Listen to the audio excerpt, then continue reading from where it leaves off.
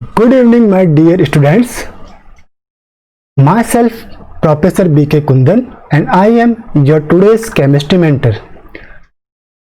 Today's lecture, we are going to learn about ionic equilibria. Okay, so every knowledge start with its application. यानी कि कोई भी आपको knowledge है वो जब तक आप उसका एप्लीकेशन नहीं जानते आप उसे सही से समझ नहीं पाएंगे. तो today's learning point is what is the main principle of electrochemistry, what is the main principle of cell batteries. Okay, means battery कैसे काम करती है, सेल कैसे काम करती है, इलेक्ट्रोकेमिस्ट्री क्या है. तो सबसे पहले मैं ये बता दूं कि इलेक्ट्रोकेमिस्ट्री केमिस्ट्री की एक ब्रांच है. इसकी सहायता से हम ये सीखते हैं कि केमिकल एनर्जी को इलेक्ट्रिक एनर्जी में कैसे कन्वर्ट करते हैं.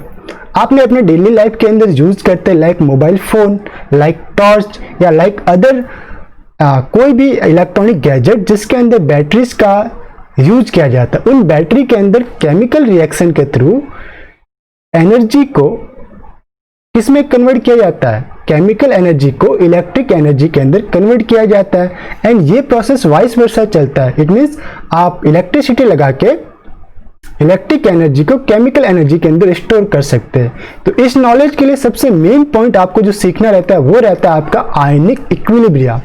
अब ये आयनिक इक्विलिब्रिया क्या होता है, तो चलिए इस लेक्चर के अंदर हम स्टार्ट करते हैं. What is the ionic equilibria. ये पर्टिकुलर लेक्चर 12th क्लास के लिए आपके लिए रहेगा. जो मेन 12th स्टूडेंट विच जो कि आपके Maharashtra state board and NCERT syllabus को जो फॉलो करते हैं उनके लिए लेक्चर डेडिकेटेड रहेगा. तो चलिए स्टार्ट करते हैं आज का लेक्चर. आयनिक इक्विलिब्रिया पे हम देखते हैं. फर्स्ट पॉइंट हम इसके अंदर देख लेते हैं कि can you recall what is the ionic equilibria. Okay, ionic equilibria क्या होता है. तो ये एक बैलेंस्ड कंडीशन है. बैलेंस्ड कंडीशन मीन्स देखिए किसी एक पर्सन के पास बहुत सारा, सपोज कीजिए कि उसके पास मनी बहुत सारा है, किसी के पास मनी नहीं है. तो फर्स्ट पर्सन क्या करता है, एक लिमिटेड टाइम के लिए हो सकता है कि फर्स्ट पर्सन सेकंड वाले को जिसके पास मनी नहीं है देना स्टार्ट करे. और वो मनी कब तक ट्रांसफर करेगा, जब तक कि सेकंड पर्सन के पास भी उतनी ही मनी ना हो जाए जितनी फर्स्ट वाले के पास है. जब ये दोनों चीज बैलेंस हो जाती है तो इस फिनोमिना को कहते हैं इक्विलिब्रिया. बैलेंस होने पर फिर ए पर्सन बी को मनी ट्रांसफर नहीं करता, उसने क्या कर दिया, दूसरे को बैलेंस कर दिया. इट मींस जिस टाइप से मनी ट्रांसफर करके ए पर्सन ने बी को बैलेंस किया उसी टाइप से फिजिकल फिनोमिना भी ट्रांसफर होते हैं. फिजिकल फिनोमिना, फिजिकल प्रॉपर्टीज कौन सी, like pressure, density, colour and concentration. One container to second container ये ट्रांसफर होते हैं. अगर दो डिफरेंट कंटेनर में दो डिफरेंट कॉन्सेंट्रेशन की या दो डिफरेंट प्रेशर के अंदर कोई थिंग्स या ऑब्जेक्ट आप फुलफिल करके रखोगे तो वो क्या करेगा, high pressure to low pressure की ओर, या फिर high density to low density की ओर, या फिर high colour to low colour की ओर ट्रांसफर होना स्टार्ट करेंगे. और कब तक ट्रांसफर होंगे, जब तक कि दोनों ही कंटेनर के अंदर बैलेंस नहीं बन जाता. तो ये जो बैलेंस वर्ड है, या फिर आप इसे बैलेंस बोलो या इक्विलिब्रिया बोलो, दोनों ही सेम रहता है. तो बैलेंसिंग जरूरी है. ओके, एक अनबैलेंस्ड इक्वेशन नहीं देखते. मैथमेटिक्स में भी हम क्या करते हैं, बैलेंस करते हैं ना. तो यहाँ पे भी केमिस्ट्री में भी हम क्या करेंगे, बैलेंसिंग को देखेंगे. One container to second container कुछ फिजिकल प्रॉपर्टीज ट्रांसफर होगी, उसे हम कहेंगे फिजिकल इक्विलिब्रिया. ओके, तो चेक कर लेते हैं, इसको हाईलाइट करता हूं मैं. स्टूडेंट चाहे तो इस नोट्स को आप लिख भी सकते हैं. Balanced state at which certain measurable properties, कौन सी प्रॉपर्टीज होगी, such as pressure, density, colour and concentration etc do not change with time. Okay, ये टाइम के साथ चेंज नहीं होंगे. तो ये बैलेंस स्टेट में किस टाइप से आपको बताना चाह रहा हूं ये देख लेते हैं. जस्ट 1 मिनट में आपको एक डायग्राम के थ्रू इसे शो करके बताता हूं. सपोज कीजिए आपके पास दो कंटेनर है. कंटेनर को मैं जस्ट आपको ड्रॉ कर लेता हूं. दिस वन इज, आप इसे ए कंटेनर नाम दीजिए, this one is B container. Okay, अगर आपने ए के अंदर सपोज हमने कोई लिक्विड लिया है, लिक्विड का लेवल कहां तक है, सपोज मैं पूरा फुलफिल लिक्विड लेता हूं एक कंटेनर में, ए के अंदर फुलफिल लिक्विड है, पूरा का पूरा मैंने लिक्विड फिल किया है।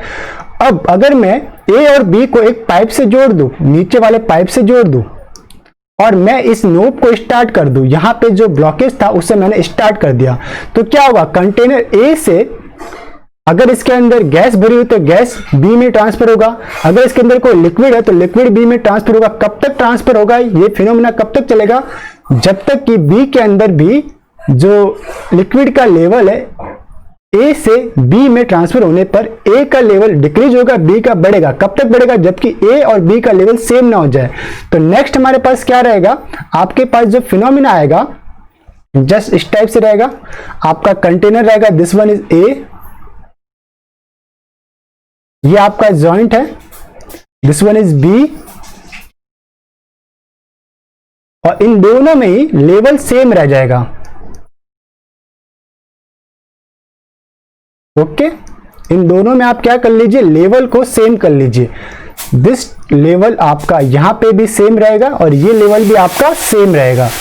ओके, अब यहां पे बैलेंस बन गया। अब ना तो ए से बी में कोई लिक्विड या प्रेशर ट्रांसफर होगा, ए एंड बी का क्या बैलेंस्ड है, ए एंड बी आपका क्या कहलाएगा, बैलेंस्ड कहलाएगा। ये रहेगा आपका इक्विलिब्रिया के अंदर। ओके, तो यही आपका था balanced state at which measurable property pressure density colour do not change. अब बैलेंस होने के बाद आप कितनी भी देर इसको रखो, टाइमिंग आप इसको छोड़ दीजिए, 1 घंटे के लिए, 2 घंटे के लिए, you put it for infinity time, they do not change with the time. It means container A and B has same level of water and liquid. तो next one is, जो next हमारी properties रहेगी वो देखना हमें, equilibria are 2 types. आपके पास equilibria कितने type के रहते हैं, 2 टाइप्स आपके पास इक्विलिब्रिया रहेंगे। फर्स्ट हमारे पास जो इक्विलिब्रिया रहता है वो रहता है आपके पास physical equilibria, and second one रहता है हमारे पास केमिकल इक्विलिब्रिया। फिजिकल इक्विलिब्रिया में क्या रहता है, जैसा कि नाम से आप देख रहे हैं, physical equilibria means physical properties आपकी चेंज होगा, इनका इन्वॉल्व ओनली फिजिकल चेंज, जबकि केमिकल इक्विलिब्रिया में क्या होगा, इन्वॉल्व केमिकल चेंजेस। ओके, यानी कि अगर कोई केमिकल प्रॉपर्टीज अनबैलेंस्ड है दो अलग अलग कंटेनर में, दो अलग अलग रिएक्शन स्टेप में, तो वो बैलेंस्ड होना चाहिए। इसी टाइप से अगर कोई फिजिकल इक्विलिब्रिया में फिजिकल प्रॉपर्टीज अगर अनबैलेंस्ड है तो वो बैलेंस्ड होना चाहिए, मोर प्रॉपर्टीज से लो प्रॉपर्टीज की ओर आपका ट्रांसफर होगा। अब can you recall what is a chemical equilibrium. Okay, आपने ये केमिकल इक्विलिब्रियम छोटे स्टैंडर्ड के अंदर पढ़ा होगा, बट आपको वहां पे इसका कंसेप्ट नहीं पता था। तो केमिकल इक्विलिब्रियम में क्या होता है my dears, chemical equilibrium is a state of chemical reaction at which rate of forward and rate of reverse reaction are equal and there is no further change in concentration of main important change, no change reactant and product के अंदर change नहीं होगा, means forward and backward. अब इसे represent कैसे करते हैं forward and backward को, सपोज कीजिए सबसे अच्छा एग्जांपल मैं लेता हूं, आपने HCl हाइड्रोक्लोरिक एसिड का नाम सुना है my dear, this is HCl aqueous solution के अंदर हम इसे यूज में लेते हैं। ओके, किसमें यूज में लेते हैं, एक्वियस सॉल्यूशन के अंदर हम इसे यूज में लेते हैं। जस्ट 1 मिनट, अगर HCl का अगर मैं आयोनाइजेशन देखूं तो HCl एक्वियस सॉल्यूशन के अंदर मैंने लिखा हुआ है, ये इसका रहेगा forward reaction, this one is forward reaction.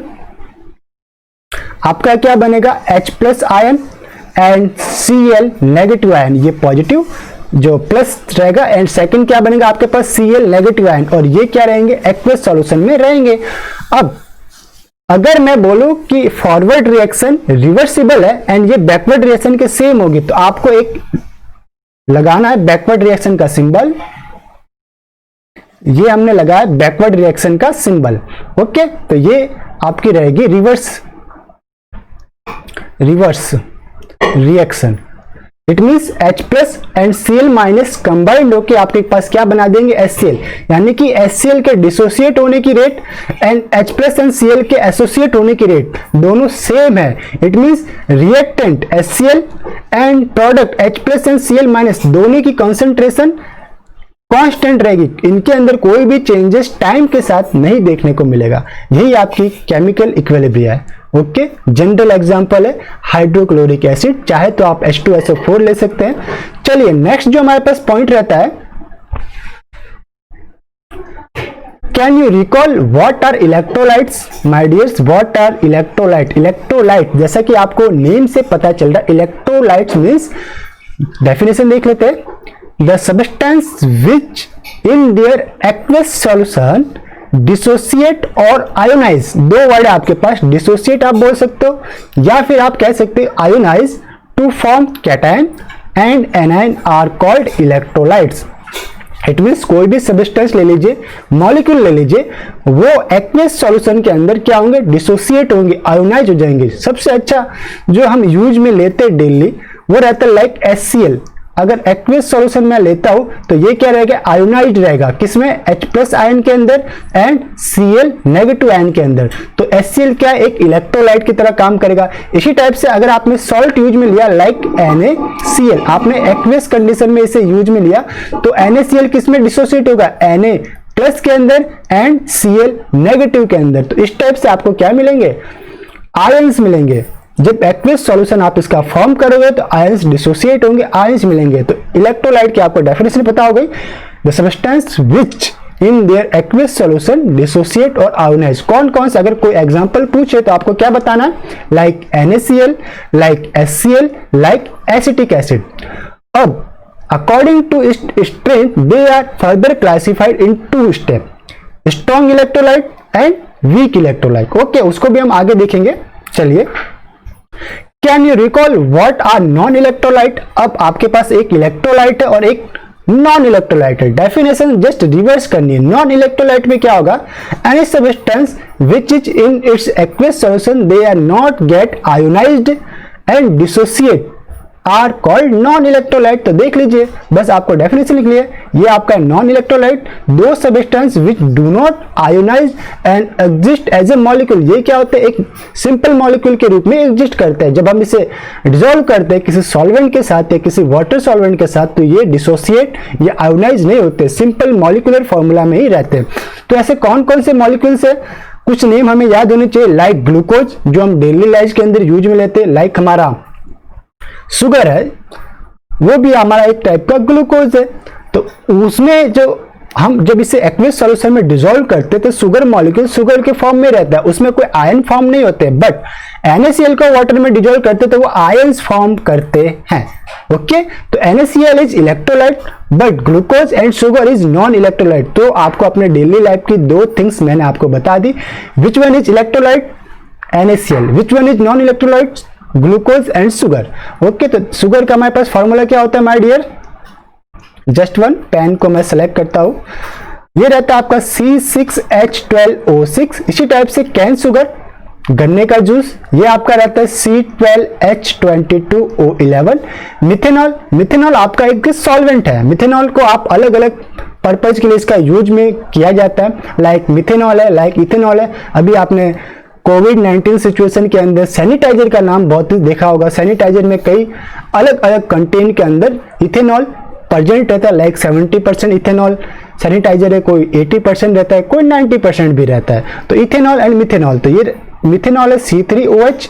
अगर मैं इथेनॉल की बात करूं तो वो रहता है आपका C2H5OH।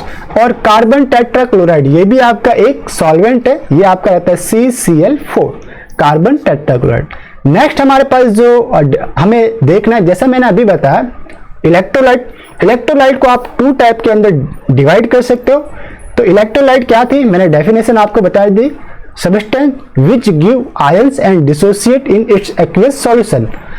तो आपके 2 टाइप करेंगे। फर्स्ट टाइप क्या था आपके पास, फर्स्ट टाइप हमारे पास है स्ट्रॉन्ग इलेक्ट्रोलाइट, सेकंड है हमारे पास वीक इलेक्ट्रोलाइट। स्ट्रॉन्ग इलेक्ट्रोलाइट भी आपके 3 टाइप के अंदर डिवाइड होंगे। अब 3 टाइप को मैं हाईलाइट करता हूं। First one is strong acid. देखो जैसा आप नेम है ना इसका, strong means strong acid, easily dissociate हो जाते हैं। थोड़ा सा सॉल्वेंट डाला, थोड़ा सा इलेक्ट्रोलाइट डाला, फुली डिसोसिएट, तो ये रहेगा स्ट्रॉन्ग एसिड। सेकंड वन आपका, this is first strong acid, second one strong base. Base भी आपके इजीली डिसोसिएट हो जाएंगे। बेस का एग्जांपल लाइक NaOH, एसिड का एग्जांपल लाइक HCl। बेस को वाटर में डालो, NaOH को easily dissociate, Na+OH negative ions आपको बन जाएंगे। इसी टाइप से आपके पास स्ट्रॉन्ग सॉल्ट बोल सकते हो। तो सॉल्ट में अगर मैंने एग्जांपल लिखा तो मैं लिखता हूं NaCl, स्ट्रॉन्ग बेस में ले लेता हूं NaOH एंड स्ट्रॉन्ग एसिड में HCl। ओके, तो ये आपके पास हो गए स्ट्रॉन्ग। एक एक एग्जांपल भी आपके पास याद होना चाहिए। देन आफ्टर हम क्या पढ़ेंगे माय डियर, हमारे पास सेकंड जो पोर्शन रहता है वो रहता है आपके पास वीक इलेक्ट्रोलाइट। अब weak electrolyte means any electrolytic substance which is partially और नेग्लिजिबल डिसोसिएट और ionised in aqueous and any other solvent. It means बहुत ही कम डिसोसिएट होता है, बहुत ही कम आयोनाइज होता है। तो उस कंडीशन में इसे हम कहेंगे वीक इलेक्ट्रोलाइट। अब वीक इलेक्ट्रोलाइट भी 2 टाइप के आपके पास रहेंगे, weak acid, weak base and weak salt भी कई बार होते हैं। ठीक है, तो आपके पास फर्स्ट वन रहेगा आपके पास वीक एसिड। वीक एसिड के रूप में हमें एग्जांपल याद रखना पड़ता है एसिटिक एसिड का। किसका? This one is CH3COOH, this one is vinegar and acetic acid भी इसे कहते हैं। और वीक बेस में हमें एग्जांपल याद रखना पड़ता है अमोनियम हाइड्रोक्साइड का, विच one is NH4OH, ammonium hydroxide. ये आपके पास वीक बेस है। और एक और आपके पास चाहे तो आप इसके अंदर देख सकते हैं वीक सॉल्ट। वीक सॉल्ट कब बनते हैं? जब आप weak acid and weak base को मिलाओगे तो आपके पास क्या बनेगा? Weak salt like ammonium acetate. अगर मैं चाहूं तो एक क्लासिफिकेशन और यहां पे लिख सकता हूं, वीक सॉल्ट भी लिख सकता हूं। वीक सॉल्ट में आप लिख सकते हो NH4, चाहे तो इसे पहले लिखे, CH3 वाला पोर्शन पहले लिखो, CH3COO NH4 अमोनियम एसीटेट। ये आपका रह गया सॉल्ट टाइप का। तो चलिए अब टाइप्स ऑफ इलेक्ट्रोलाइट्स को देख लेते वन बाय वन। जो भी हमने देखा अभी डेफिनेशन उसको जस्ट 1 मिनट। ओके, तो टाइप्स ऑफ इलेक्ट्रोलाइट हमें स्टडी करना। फर्दर मैंने क्लासिफिकेशन वाले जस्ट इससे ऊपर वाले स्लाइड के अंदर मैंने आपको इसको थोड़ा सा ब्रीफली इंट्रोड्यूस कराया था। अब हम इसी डेफिनेशन देख लेते, तो चाहे तो आप इसे लिख सकते हैं। चलिए देखते हैं हम types of electrolyte according to its nature, according to its property. ये कितने टाइप के अंदर रहते हैं देख लेते हैं। Based on their extent of ionisation, हमें मेनली किसको देखना है कि आयोनाइजेशन कैसा हो रहा है, फुल आयोनाइजेशन हो रहा, पार्शियली हो रहा, या नेग्लिजिबल हो रहा, या हो ही नहीं रहा। उसके अकॉर्डिंग हम किसमें आयोनाइजेशन देखना पड़ता है? डाइल्यूट एक्वेस सॉल्यूशन में इलेक्ट्रोलाइट का आयोनाइजेशन देखते हैं। ठीक है, अब किस टाइप में इसे क्लासिफाइड किया गया? First one is strong electrolyte, second one is weak electrolyte. Definition just जो मैंने ऊपर आपको क्लासिफाइड की थी उसी के अकॉर्डिंग रहेगी। नीचे देख लेते हैं, आते हैं नीचे। चलिए हमारे पास फर्स्ट वन क्या है? Strong electrolyte. स्ट्रॉन्ग इलेक्ट्रोलाइट की डेफिनेशन क्या रहेगी? द इलेक्ट्रोलाइट आयोनाइज्ड कंप्लीटली बोले या हम फुली बोल सकते हैं। क्या बोल सकते हैं? फुली आयोनाइज और almost completely are called strong electrolyte. अब चाहे तो आप इसमें क्या लिख सकते हो? फुली आयोनाइज्ड सब्सटेंस जो रहेगा वो आपका रहेगा स्ट्रॉन्ग इलेक्ट्रोलाइट।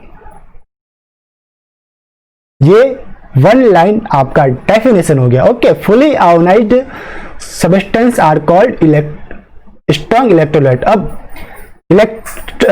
स्ट्रॉन्ग इलेक्ट्रोलाइट में क्या क्या रह सकता है? आपके पास स्ट्रॉन्ग एसिड रह सकता है, स्ट्रॉन्ग बेस रह सकता है एंड आपके पास स्ट्रॉन्ग सॉल्ट रह सकता है। तो चल देते वन बाय वन में हाईलाइट करता हूं। Something is this one is strong acid, second one is strong base and third one is strong salt. तो मैंने डेफिनेशन के साथ आपके पास एग्जांपल भी दे दिया। H2SO4 ये क्या आपके पास एसिड है स्ट्रॉन्ग, NaOH ये क्या आपके पास बेस है स्ट्रॉन्ग, और NaCl ये क्या आपके पास सॉल्ट है स्ट्रॉन्ग। तो HCl को जब आप एक्वियस कंडीशन में लोगे तो माय डियर्स क्या बनेगा, मैंने पहला ही एग्जांपल HCl से स्टार्ट किया था, H+ ion and Cl minus ion वो भी एक्वियस कंडीशन में रहेंगे, मींस H2O के साथ बाइंड अप रहते हैं, H+ H2O के साथ बाइंड अप रहेगा तो H3O+ बनाएगा, हाइड्रोक्सोनियम आयन बनाएगा। ओके, तो दिस वन इज HCl, ये AQ मींस एक्वियस, हमारे पास क्या बनेगा H+ एक्वियस कंडीशन में and Cl minus aqueous condition में, ये आपके पास स्ट्रॉन्ग एसिड फुली आयोनाइड हो जाते हैं, जितने अमाउंट में HCl डालोगे सबके सब आयोनाइड। ओके, 100% आयोनाइजेशन यहाँ पे रहता है। अगर आप बेस की बात करें तो बेस में स्ट्रॉन्ग लेते हैं हम NaOH, एक्वियस सॉल्यूशन लीजिए तो आपको क्या मिलेंगे आयंस Na+, एक्वियस कंडीशन में OH नेगेटिव, जनरली हम क्या लिखते हैं इसको Na+ एंड OH नेगेटिव हम राइट डाउन करते हैं। अगर हमने सॉल्ट लिया, सॉल्ट कौन सा है माय डियर, ले लेते हैं इसको जस्ट थोड़ा सा ऊपर लेते हैं। सॉल्ट हमारे पास है, this one is salt NaCl, क्या मिलेगा हमारे पास Na+ एंड Cl नेगेटिव, चाहे तो आप नीचे एक्वियस लिख लीजिए, this one is aqueous condition में मिलेगा, दिस एंड दिस। ओके, अब हमारे पास सेकंड क्लासिफिकेशन इसके अंदर रहता है वीक इलेक्ट्रोलाइट्स। क्या रहता है माय डियर्स, वीक इलेक्ट्रोलाइट्स, देख लेते हैं इसको, हाईलाइट करता हूं मैं, वीक इलेक्ट्रोलाइट्स। तो अब इसमें क्या रहेगा, the electrolytes dissociate to smaller extent in aqueous solution are weak electrolyte. अगर आप चाहे तो सेकंड वर्ड यूज में कर सकते हैं, पार्शियली डिसोसिएट, क्या यूज में ले सकते हैं word, partially dissociate, dissociate and आप बोल सकते हो लो अमाउंट डिसोसिएट, क्या बोल सकते हो, लो amount of substance dissociate. Okay, यानी कि कम मात्रा इसकी डिसोसिएट होगी आपके एक्वियस सॉल्यूशन में, या बाई चांस 100% आपने इलेक्ट्रोलाइट डाला, हो सकता है कि 10% ही उसका डिसोसिएट हो सकता है कि 5% डिसोसिएट हो। ओके, तो उस कंडीशन में इसे कहेंगे वीक इलेक्ट्रोलाइट। तो वो कौन कौन से आपके पास 3 टाइप के हैं आपके पास, देखिए पहला आपके पास रहेगा weak acid, second weak base and third जो मैंने बताया था weak salt, weak salt. Okay, जो कि रहता है आपके पास CH3COO NH4 अमोनियम एसीटेट। तो हमारे पास जो पहला कंडीशन है वीक बेस, वो रहेगा आपका अमोनियम हाइड्रोक्साइड, डिसोसिएट किसके अंदर होगा, अमोनियम पॉजिटिव एक्वियस सॉल्यूशन में एंड OH नेगेटिव। अब देखिएगा यहां पे एक मेन मार्क आपको देखना है, this one is double head arrow, reversible arrow, means क्या हो रहा है आपका वीक डिसोसिएशन हो रहा है तो आपका NH4+ एक्वियस में बन रहा है, OH नेगेटिव बन रहा है, बट वापस से कंबाइंड होकर NH4OH आपका इलेक्ट्रोलाइट बन जा रहा है, तो ये क्या है, रिवर्सिबल हेड है। ओके, फिर आपका वीक एसिड डिवर्सिबल आपका एरो, ये आपका एसीटेट आयन, ये आपका प्रोटॉन यानी कि hydrogen plus ion, hydronium ion भी आप बोल सकते हो। अगर ये ये आपका H+ H2O के साथ कंबाइंड हो जाए तो आपके पास मिलेगा H3O+, हाइड्रोक्सोनियम आयन। ओके, हाइड्रोक्सोनियम आयन ये बनता है आपको। नेक्स्ट में हमारे पास एक टेबल है, टेबल में हम देख लेते हैं। इस टेबल में कुछ क्लासिफिकेशन है, स्ट्रॉन्ग एसिड है, स्ट्रॉन्ग बेस है, कुछ सॉल्ट है, वीक एसिड है और वीक बेस है। इस टेबल के अंदर से क्वेश्चन आपके एग्जाम के अंदर कई बार पुट हो जाते हैं, आपको 2 या 3 मार्क का क्वेश्चन मिल जाए, इसलिए ये इंपॉर्टेंट रहेगा, तो इससे आप हाईलाइट कीजिएगा इंपॉर्टेंट। फर्स्ट वन है आपके पास serial number first, second column हमारे पास रहेगा स्ट्रॉन्ग एसिड का, this one is strong acid, yellow highlighted. Third column strong base, fourth column salt and fifth column है weak acid and last one है आपके पास वीक बेस। चलिए start करते हैं। हमारे पास हम पहले लेते हैं स्ट्रॉन्ग एसिड में क्या है, एक रहता है आपके पास perchloric acid HClO4, strongest acid इसके अंदर कहा जाता है, ऑक्सीजन कंटेनिंग स्ट्रॉन्गेस्ट एसिड रहता है। फिर आपके पास रहता है सल्फ्यूरिक एसिड, उससे थोड़ा लो। फिर आपके पास hydroiodic acid, HI acid बोलते हैं इसको, this one is HI, hydroiodic acid. ये आपका HBr और HCl से भी मोर पावरफुल रहता है, ठीक है। फिर रहता है हाइड्रोब्रोमिक एसिड, फिर रहता है HCl, और फिर आपके पास है नाइट्रिक एसिड। ओके, ये सारे के सारे एसिड स्ट्रॉन्ग एसिड है, और स्ट्रॉन्ग एसिड में भी 1 to 6 जो हम अप टू डाउन हो रहे हैं, इसकी स्ट्रॉन्ग तो है, पर स्ट्रॉन्ग में भी इन 6 का मैं कंपैरिजन करूं तो पहले वाला स्ट्रॉन्गेस्ट रहेगा, 6 वाला आपका स्ट्रॉन्ग रहेगा। ओके, है स्ट्रॉन्ग, बट स्ट्रॉन्ग के अंदर भी हमने थोड़ी सी इसको प्रायोरिटी दे दी कि perchloric acid more strong compare to nitric acid. अगर मैं स्ट्रॉन्ग बेस की बात करूं तो स्ट्रॉन्ग बेस में कौन सा रहेगा, sodium hydroxide is strongest base, then after potassium hydroxide KOH से हम रिप्रेजेंट करते हैं, then silver nitrate Ag, this one is AgNO3, ये आपका स्ट्रॉन्ग बेस है। ओके, और NaOH स्ट्रॉन्गेस्ट बेस है। फिर हम लेते हैं सॉल्ट। अब सॉल्ट कैसे बनते हैं माय डियर, आपने 9th 10th के अंदर एसिड एंड बेस पढ़ा है। एसिड बेस की जब रिएक्शन होती है, न्यूट्रलाइजेशन रिएक्शन होती है, तो आपके पास क्या बनता है, सॉल्ट। अब ये सॉल्ट का नेचर इसके ऊपर डिपेंड करता है कि आपने एसिड और बेस कौन सा यूज मिला है, which acid and which base you use to preparing salt. If you use strong acid and strong base, then we obtain strong salt. Like HCl is a strong acid, NaOH is a strong base. If we combine, get neutralized reaction and we found NaCl, which is strong salt. Okay? तो हमारे पास, मैंने आपको बता दिया, ये अगर मैं देखना चाहूँ तो लेफ्ट साइड में देखिएगा, HCl आपका स्ट्रॉन्ग एसिड है, NaOH आपका स्ट्रॉन्ग बेस है, दोनों की रिएक्शन हुई, आपके पास क्या बनेगा, NaCl strong salt plus H2O। तो this one yellow highlighted NaCl क्या बना, आपका सॉल्ट बना, ये आपका रहा सॉल्ट। तो सोडियम क्लोराइड आपका स्ट्रॉन्ग सॉल्ट रहता है, देन पोटेशियम नाइट्रेट KNO3 आपका उससे थोड़ा सा लो, देन आपके पास रहता है कॉपर सल्फेट CuSO4, ये आपका सॉल्ट है। लाइक जिंक सल्फेट भी आपका सॉल्ट है। ओके, फिर अमोनियम एसिटेट, ये आपका सॉल्ट है, वीक सॉल्ट कहो या सॉल्ट कहो, लेकिन सॉल्ट है। ओके, जैसा कि मैंने आपको बताया वीक सॉल्ट है। डिसोसिएशन, इसलिए मैंने इसे 4th नंबर के स्टेप में रखा है, देखिए 4th नंबर के कॉलम में रखा है नीचे की ओर। इसी टाइप से आपके पास रहता है weak acid and weak base. अब वीक एसिड में कौन सा रहेगा आपके पास, this one is acetic acid, weak acid है। Then after hydrocyanic acid HCN, hydrocyanic acid, then after hydrofluoric acid HF आपका वीक एसिड है, डिसोसिएशन इसका कम होता है। फिर आपका कार्बनिक एसिड H2CO3 कार्बनिक एसिड है। फिर आपका boric acid H3BO3 and nitrous acid HNO2, nitrous acid NaNO2 plus HCl को मिलाने पे बनता है नाइट्रस एसिड। तो ये आपका कॉलम था वीक एसिड के बारे में। लास्ट कॉलम जो आपके पास है वो है वीक बेस। अब वीक बेस कौन से रहेंगे आपके पास, लाइक मैंने पहले भी बताया था अमोनियम हाइड्रोक्साइड, हाईलाइट करता हूं मैं येलो से, this one is ammonium hydroxide. Okay, then after normal ammonia NH3, urine के अंदर से गैस जो निकलती है NH3, वो आपका रह गया ammonia. Then after ethyl amine, ये भी आपका क्या है, वीक बेस है। ओके, अब बेस की डेफिनेशन अलग अलग साइंटिस्ट ने अलग अलग दी, ब्रॉन्स्टन लॉरी डेफिनेशन अलग है, आर्हेनियस डेफिनेशन अलग है, लेविस डेफिनेशन अलग है, तो उसके अनुसार भी एसिड बेस आपके क्लासिफाइड रहते हैं। फर्दर हमारे पास पढ़ते हैं, अब ये आपके पास एक टास्क है, जो हमने टेबल ऊपर देखा, मैंने कहा था इस टेबल में से कई बार क्वेश्चन बनता है, 2 से 4 मार्क का क्वेश्चन आपसे डायरेक्टली पूछा जाता है। तो ये आपका होमवर्क रहेगा, which of the following is a strong electrolyte, इसको आप एनालाइज कीजिए और स्ट्रॉन्ग इलेक्ट्रोलाइट इसके अंदर से आपको रिकॉग्नाइज करना है। ओके, चलिए इसमें से देख लेते हैं। Next one is,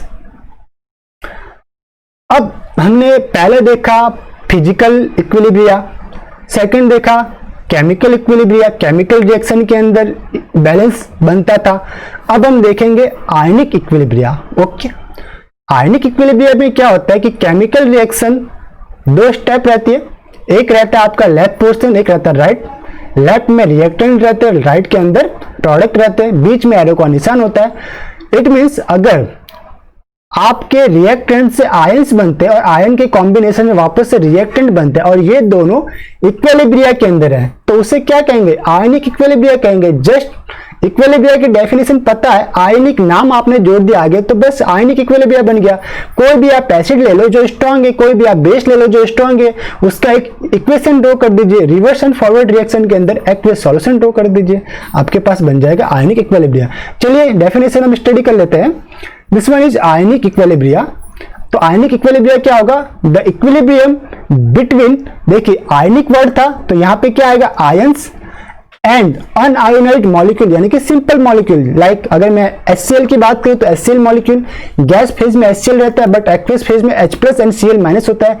gas phase के अंदर आयोनाइजेशन नहीं होता नॉर्मल कंडीशन में। ओके, आयोनाइजेशन नॉर्मल कंडीशन में गैस फेज में नहीं होता। In solution is called ionic equilibria. It means equilibrium between ions and unionised molecule in solution state. तो लाइक ये हमारे एक अनआयोनाइज्ड मॉलिक्यूल है CH3COH। अगर मैंने एक्वियस कंडीशन यूज में ली तो इसका इक्विलिब्रियम होगा किसमें? आयंस में, acetate ions and H+ ions. Like अगर मैं चाहूं तो वापस से लिख देता हूं, दिस वन है आपका CH3COOH। ये आपका एक अनआयोनाइज्ड मॉलिक्यूल है। आपको इसका एक्वियस सॉल्यूशन यूज में लेना तो आपको क्या करना पड़ेगा? सॉल्युबल करना पड़ेगा। यहां पे मैंने लिखा AQ, सॉल्युबल किया आपने। दो आयंस मिलेंगे आपके, एरो का निशान भी आपको थोड़ा अलग देना पड़ेगा। एक है आपके पास फॉरवर्ड रिएक्शन, ये एरो फॉरवर्ड रिएक्शन की। कौन कौन से आयंस मिलेंगे आपके पास? एक मिलेगा एसिटेट आयंस COO नेगेटिव, ये भी एक्वियस सॉल्यूशन में मिलेगा, और दूसरा मिलेगा आपके पास H+ आयंस, ये भी एक्वियस सॉल्यूशन में आपके पास मिलेगा। ओके, अब एक होगी, ये तो था आपका फॉरवर्ड रिएक्शन, फॉरवर्ड, और एक होगी आपकी रिवर्स रिएक्शन। रिवर्स रिएक्शन में क्या होगा? ये आयंस कंबाइन होंगे और वापस से आपके पास अनआयोनाइज्ड मॉलिक्यूल बनाएंगे, ये रहेगी आपकी रिवर्स। ओके, तो यही मैंने यहां पे ड्रॉ किया है। अब है आपके पास डिग्री ऑफ डिसोसिएशन, या आप डिग्री ऑफ आयोनाइजेशन भी इसे समझ सकते हैं। वर्ड क्या है my dear? Degree of dissociation. अब एग्जांपल के रूप में मैं ले लेता हूं, सपोज आपने कोई 100 ग्राम आपने लिया CH3COOH। अब 100 ग्राम में से पूरा का पूरा CH3COH डिसोसिएट तो होता नहीं। क्यों? क्योंकि ये क्या है? वीक इलेक्ट्रोलाइट है, वीक इलेक्ट्रोलाइट है। क्या होता है? मे बी इसका 10 gram, maybe 20 gram, maybe 30 gram. Suppose कीजिए 10 ग्राम डिसोसिएट हुआ, तो अब ये 10 ग्राम जो नंबर आएगा वो क्या कहलाएगा? Degree of ionisation. Okay, 10 gram क्या है? इसका डिग्री ऑफ आयोनाइजेशन है। बट इसे अब हमें ग्राम में ना लिख के मोल के कंसेप्ट में देखेंगे। किस में देखेंगे माय डियर? मोल में। लाइक आपने 1 मोल लिया और उस 1 मोल में से 0.5 मोल 0.2 मोल डिसोसिएट हुआ, यानी आयोनाइज्ड हुआ। तो डिग्री ऑफ आयोनाइजेशन कैसे फाइंड आउट करेंगे? Number of moles dissociated ionised, यानी कि 0.2 upon total number of moles आपने कितने लिए। अगर मैंने 1 मोल लिया तो नीचे मुझे 1 मोल लिखना पड़ेगा। तो अल्फा हम इसे किससे रिप्रेजेंट करते हैं? अल्फा से। तो अल्फा इक्वल्स टू 0.2 अपॉन 1, इस टाइप से फाइंड आउट करेंगे। यानी कि डिग्री ऑफ डिसोसिएशन मींस कितना अमाउंट डिसोसिएट हो रहा है, कितना अमाउंट आयोनाइज्ड हो रहा है, यही पता करना है आपको। चलिए देखते हैं डिग्री ऑफ डिसोसिएशन, इसे रिप्रेजेंट करते अल्फा से। बहुत इंपॉर्टेंट है, न्यूमेरिकल क्वेश्चन इसमें से बनता है, इंपॉर्टेंट है। न्यूमेरिकल क्वेश्चन, न्यूमेरिकल इसमें से आपको पूछा जाता है। पहले डेफिनेशन रीड करते हैं। The degree of dissociation of an electrolyte is defined as a fraction of total number of moles, कि आपने कितने मोल्स लिए सॉल्यूशन के अंदर, एक्वियस सॉल्यूशन में, 1 मोल 2 मोल 3 मोल जो भी। तो टोटल फ्रैक्शन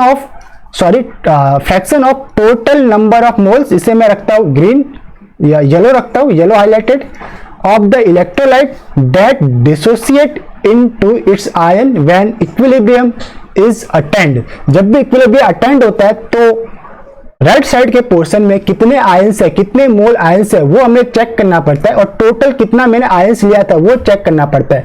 इसके बीच में इक्विलिब्रियम सेटअप रहता है। चलिए देख लेते हैं।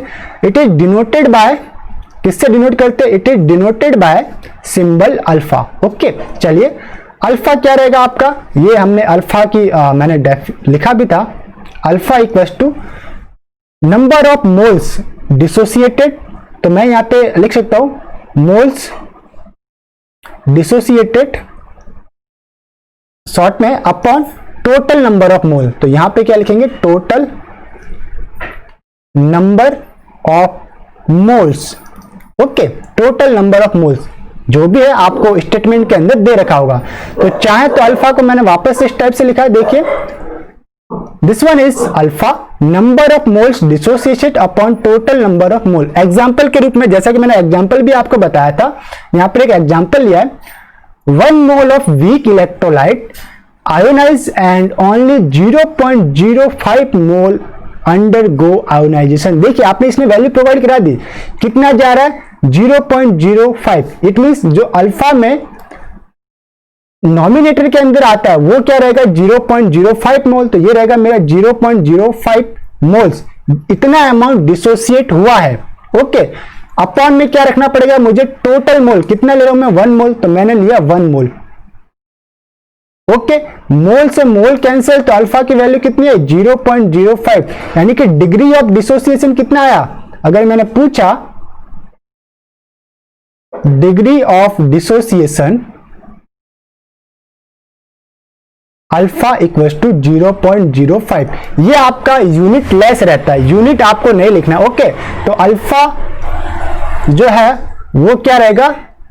यूनिट लेस आपके पास रहेगा, कोई भी यूनिट नहीं लगेगा। जैसे किलोग्राम के लिए केजी या मीटर के लिए एम है, इनमें कोई यूनिट नहीं लगेगी, मोल से मोल कैंसिल हो जाता है। अब है हमारे पास परसेंट डिसोसिएशन, जो भी आपने डिग्री ऑफ डिसोसिएशन निकाला उसको 100 से मल्टीप्लाई कर दीजिए तो वो परसेंट डिसोसिएशन आ जाएगा। तो परसेंट डिसोसिएशन में क्या है? अगर मैं अल्फा परसेंट की बात करूं तो मेरे पास एक नॉमिनेटर के अंदर वैल्यूज रहेगी। जैसे वैल्यू क्या थी आपके पास? Number of moles which dissociate, या मैं लिख दूं moles dissociate upon total moles. Okay, ऐसे भी मैं लिख सकता हूं। तो अबव जो मैंने क्वेश्चन पढ़ा था उसी के इसमें 100 से मल्टीप्लाई भी करना पड़ेगा तो जाके आपके पास परसेंट लिख लेगा। जो हमने ऊपर क्वेश्चन पढ़ा था उसी को सॉल्व कर लेते। तो अल्फा परसेंट कैसे लिख लेगा? नॉमिनेटर में कितना आएगा? 0.05, डिनोमिनेटर में रहेगा 1, मल्टीप्लाई करेंगे 100 से तो कितना आएगा? 0.05 मल्टीप्लाइड बाय 100। तो आपके पास रहेगा 5% आपको क्या रहेगा? Degree of dissociation in percent. तो 5% ही आपका, आप कहेंगे कि 5% डिसोसिएशन हुआ। इट मींस जनरल कंसेप्ट, अगर आपने 100 ग्राम लिया तो सिर्फ 5 ग्राम ही आपका डिसोसिएट हो रहा है। अगर आपने 5%, अगर डिग्री ऑफ डिसोसिएट सपोज कीजिए 20% आया, इफ अल्फा परसेंट 20 है तो इसका मीन्स क्या है कि 100 ग्राम आपने लिया, you take 100 gram and only 20 gram get dissociate and remaining are 80 grams unionised molecule. Okay, चलिए नेक्स्ट वन हमारे पास जो रहेगा वो है आपके पास, देखिए क्या पॉइंट है? If C carbon is mole, C is molar concentration of electrolyte. C क्या है? इलेक्ट्रोलाइट का मोलर कंसेंट्रेशन है। कंसेंट्रेशन को हम सी से रिप्रेजेंट करते हैं। सी मीन्स कंसेंट्रेशन, कंसेंट्रेशन, और यहां पे हम ले रहे हैं मोलर कंसेंट्रेशन, यानी कि जो कंसेंट्रेशन को मोल के अंदर मेजर कर रहे हैं। जैसे मोल पर लीटर, मोल पर 100 ml, मोल पर किलोग्राम, इस टाइप से तो मोल के अंदर ले रहे, तो molar concentration. Then equilibrium concentration of cation and anion is alpha को किससे मल्टीप्लाई करना पड़ता है? मोलर कंसंट्रेशन से। तो जो अल्फा आपका था वो किस में आएगा? इक्विलिब्रियम कंसंट्रेशन, आपका जो अल्फा डिसोसिएशन है वो मोल के अंदर आएगा। लाइक अगर आपके पास अल्फा की वैल्यू थी 0.05, यूनिट लेस था, अगर मुझे इसे मोलर कंसंट्रेशन में देखना है तो अल्फा को किससे मल्टीप्लाई करना पड़ेगा? मोलर कंसंट्रेशन से मल्टीप्लाई करना पड़ेगा, जो कि आपने लिया है। ये किस में रहता है? मोल पर डीएमक्यू। अब डीएमक्यू डेसीमीटर क्यूब में रहता है। डीएमक्यू मीन्स वॉल्यूम का यूनिट है ये। ओके, तो अल्फा कितना आएगा? 0.05 और मोलर कंसंट्रेशन आपको कितना दे रखा है, वो रहेगा आपका 0। आपने लिया था 1 मोल लिया था आपके कंटेनर के अंदर, आपने जो भी आयन लिया था वो 1 मोल था इलेक्ट्रोलाइट। अब 1 मोल अगर मैं डीएम के अंदर बात करूं, ओके, तो वो कितना है 0.1 मोल पर डीएम क्यूब। तो जनरली आपसे क्या पूछा जाएगा,